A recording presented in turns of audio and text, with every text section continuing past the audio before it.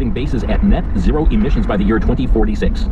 This has been going on for a while, and we reported probably 20-some years ago about how the military, using its training exercises, had to be careful being out in the field of what they did in case there were endangered turtles and things like that walking across, so they'd have to cut off the training. The military has, the leadership of the military now, I think it's pretty obvious, has fallen into all of this and moving our military in that direction. That is not going to defend you in a war, I guarantee you. Let's move on to the food supply, Tom, and there is great control being exercised on this aspect. What would you like to share? Well, I talked a lot about the fight in the Midwest there over these carbon capture pipelines, which are what they're doing to the farmers there. This pipeline going through their land, and they can't grow crops there. This is growing across the nation, not just carbon capture pipelines, but the real focus is, when you hear the word sustainable. And I just had an interview with a lady last week who was involved in she's a farmer, and was involved in a meeting, the U.S. Global Leadership Coalition. This is a globalist operation that is now moving to have farmers starting to use sustainable as the rule of thumb of how they will grow their crops. What this really means is that they will have to use less land on their farm, because they got to take a lot of that land and make it open space for wild animals, and they have rules on how they can grow their crops. And in the beef industry, they took away the labeling for country of origin labeling. We don't know where it's coming from. So step by step, they are taking control of the entire food industry and dictating how they are going to grow their crops. Now, Tom, this is affecting the crops. It's also affecting the aspect of meat supply as well. And I understand, I see a story here from Real Clear Wire and WND.com that coming up October 11th, the Supreme Court is going to be hearing a case, and this case is the formal question before the justices will be the constitutionality of California's 2018 initiative, Proposition 12. And basically, this is would say if the farmers lose on this, the state would be allowed to enforce a regulation on out-of-state production methods. Historically, states could regulate only the character and quality of products made elsewhere. But this would tell how pig farmers can, how many pigs that they can have on their land. The whole aspect of how pigs are raised, and just all kinds of standards for how other states allow for pigs to breed and raise piglets until they're weaned, and how many pounds they have to be for this and that. I mean, it's just preposterous, the regulations California is putting on pork producers across its land. The exact same thing is happening to the beef industry. And a lot of the beef that we have now has not come from America. We are losing beef and pork growers, chicken growers, by the thousands. And it's coming from out of the country, but they want to diminish the use of it altogether, and have us not even eat those things at all. So that's the goal: control it and destroy it. Yeah, and certainly the let up on fertilizers and all that's going nowhere at this point. Is that? I mean, it's the very egregious rules coming out on that.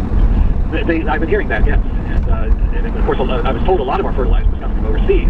And now with this whole Russian-Ukraine thing, that has cut back on a lot of the sources of fertilizer. There are other things they can do in this country. I mean, we can be totally independent in this country from all these things, but these rules and regulations are not allowing us to. Yeah. Tom DeWeese with us here today, and we have spent extensive programs on food, the war on beef, etc. We're going to move on to another topic, Tom, and that is the control over our private property. And I know this hits us on many, many different fronts, from those who have a puddle on their yard to, I saw a story of a couple, for instance, who's been battling for years with the EPA. The U.S. Supreme Court's going to be hearing this story as well, about their land, which has been declared a wetland, even though they don't have wetlands there. But this whole aspect of control of private property is ever before us as well. Absolutely, and this has been under attack again for several decades. And those examples you just gave are absolutely true. People, wetlands, when it rained once a year in their area and had a puddle at that time, and that was the wetland, a navigatable wetland. You can take a ship right across that.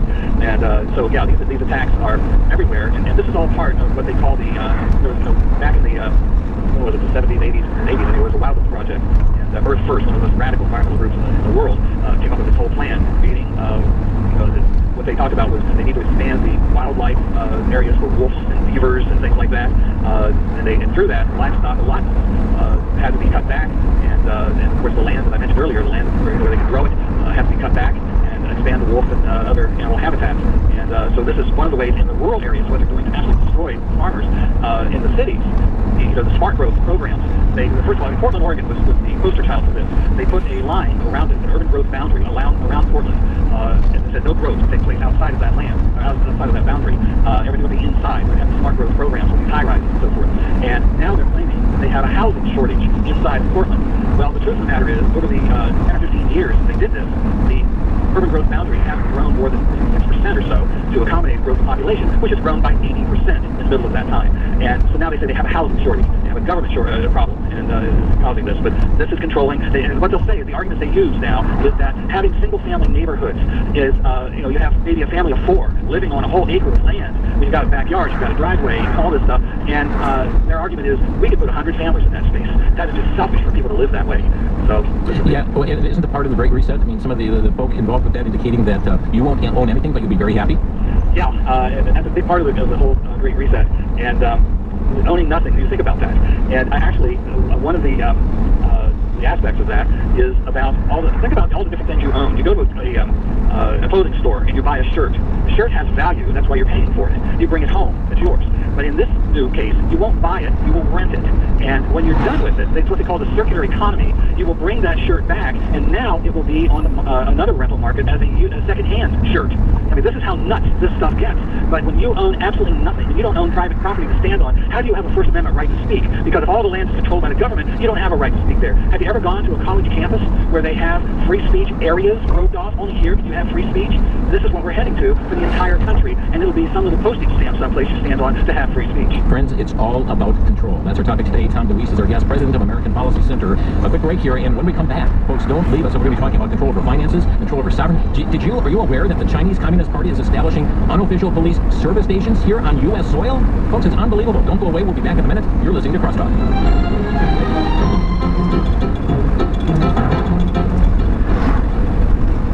When it comes to eternity, most people assume they will go to heaven thinking their good deeds will outweigh their bad, and God will allow them entrance. At most funerals, people will console one another saying they are in a better place. But how do you know that? How do you know if you will be in a better place? In the book, Are You Going to a Better Place? Author Richard Schmidt presents how you can know for sure that your sins are forgiven and you are on your way to heaven. See, after you die, there will be no negotiation with God. The scriptures provide the one way today that God's justice can be satisfied, guaranteeing that you will be in an eternal dwelling place with Him. One copy of this book is available for a donation of $10, 3 for $24, or 5 copies for a donation of $30. Call VCY America at 1-800-729-9829. This is Crosstalk from VCY America. Friends, our topic today, it's all about control. Tom DeWeese is with us, and we're talking about the aspects to control our energy, to control our food supply, to control whether you heat your house and how you heat your house, or if you heat your house, taking control over private property and healthcare. And there is so much here. I'm seeing that we're not going to get everything out there, but Tom, I do want to mention something. I saw this and said, can this be true? I mean, I saw the headline here. This one from WND.com. China has police stations in the U.S. to spy on nationals. What's going on? Yeah, that's and I saw this the other day, and they talked about New York City already established Chinese police force there to, what they say, is to watch over their nationals who are in our country. They can, citizens living abroad and keep control of it, because that's what China does, keeps control. And I was just shocked when I saw this. This is so illegal in this country. We are a sovereign nation, and we don't have police forces from other countries in here and police people. It's just... It's amazing. And let me just read a couple paragraphs from this. The Chinese Communist Party has established unofficial police service stations in major cities around the world, including the United States, according to an independent investigation. Some of the stations are used by Chinese police to carry out policing operations on foreign soil, said the report by the Spain-based human rights NGO Safeguard Defenders, the Post-Millennial reported. Published in September with the title 110 Overseas, or 110 Overseas, Chinese Transnational Policing Gone Wild. The report found that 30 Chinese surveillance stations were established in 25 cities across 21 countries at the beginning of 2022. Since then, another 22 stations have been set up in 22 new cities in 17 countries. And Tom, we understand, as you pointed out, that the article that you came across indicated New York City was one of those locations. Yeah, I mean, look at what we're talking about here. We have been warning about global governance for decades, and China is one of the major proponents of that. They see this as a means to control the world, and now they're sending police forces out to these cities to enforce. This is incredible that any nation anywhere would